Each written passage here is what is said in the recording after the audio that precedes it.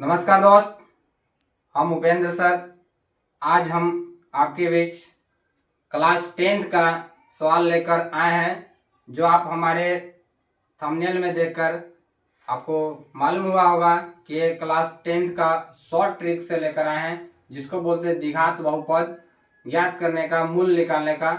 हमारे वीडियो को पिछले देखकर आप लोग उसको बहुत प्यार, लाइक, सब्सक्राइब और शेयर किए, मुझे अच्छा लगा। इस वीडियो को भी आप पूर्ण पेन से देखेंगे और स्किप न करेंगे, इसको पूरा देखिए, जो आपको हर एक प्रकार के कंपटीशन प्रतियोगिता परीक्षाओं के लिए भी बहुत लाभदायक मिलेगा। आइए हम ज़्यादा न बात करके हम आपको सवाल की ओर ले जाते हैं। देखिए, लिखा हुआ है कि द्विघात समीकरण का मूल और द्विघात सूत्र का उपयोग करके ज्ञात करना है। द्विघात समीकरण का जो मूल निकालना है, यानी जो जीरो निकालना है, उसको द्विघात जो सूत्र है उनको क्वाड्रेटिक इक्वेशन का है ये वाला, उसका यूज करके निकालना है। पहला नंबर हम लिखेंगे यहाँ पे सॉल्यूशन। क्या लिखेंगे? सॉल्यूशन।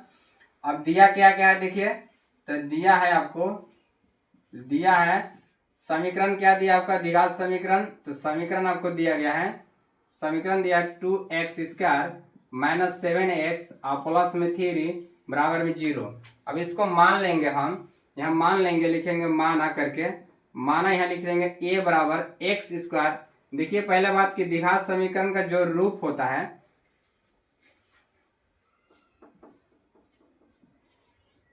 द्विघात समीकरण का रूप जो होता है आपका इस तरह से रूप होता है, x² प्लस में bx और प्लस में c बराबर 0 होता है। x² प्लस में bx प्लस में c बराबर 0। तो x की स्क्वायर के आगे जो रहेगा उसको a मानना है।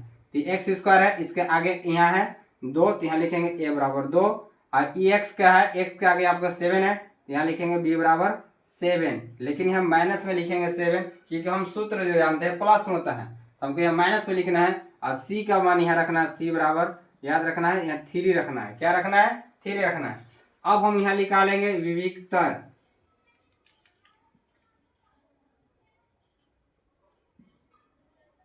विविक्तर जिसको डिफरेंशिएट बोलते हैं, डी से डिनोट करते हैं, इसका फॉर्मूला होता है b² माइनस 4ac होता है। b² माइनस 4ac होता है। तो इस पर हम इसको बिठा देंगे। b का मान कितना है? -7 की स्क्वायर कर दीजिए, और -4, a का मान 2 है और c का मान 3 है। इसको हल करेंगे, 7 गुने 7 करेंगे तो 7 से 49 होगा, 4 दूना 8 और 3 की 24 हो जाएगा। इसको घटाएंगे तो d बराबर आपका क्या हो जाएगा? d बराबर बचेगा आपका 25। क्या हो जाएगा? 25। अभी देखेंगे मूल का अस्तित्व है या नहीं। मूल का अस्तित्व कब होता है? जब d का मान 0 से बड़ा होता है। यहाँ लिखेंगे d जो है 0 से क्या है? बड़ा है, क्योंकि 25 जो बड़ा है। और जब d से छोटा रहेगा मान 0 से, तो 0 से जब छोटा रहेगा तो मूल का अस्तित्व नहीं होगा। तो d 0 से बड़ा है, तो यहाँ लिखेंगे मूल का अस्तित्व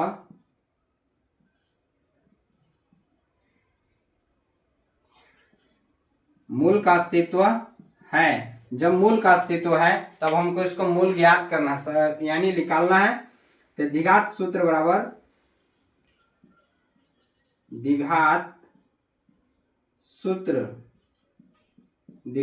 क्या होता है? द्विघात सूत्र तो x बराबर फॉर्मूला होता है -b plus minus √b² minus 4ac, और बाटा में फॉर्मूला होता है 2a होता है। ठीक है, x बराबर होता है -b plus minus √b² minus 4ac होता है।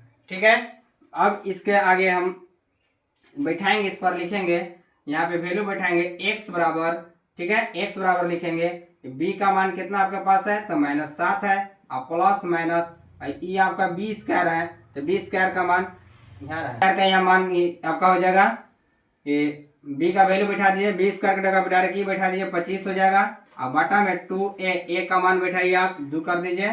ठीक है, इसको हल कीजिएगा तो प्लस में 7 प्लस माइनस 25 का वर्गमूल 5 होता है, और बटा में कितना हो जाएगा? 4।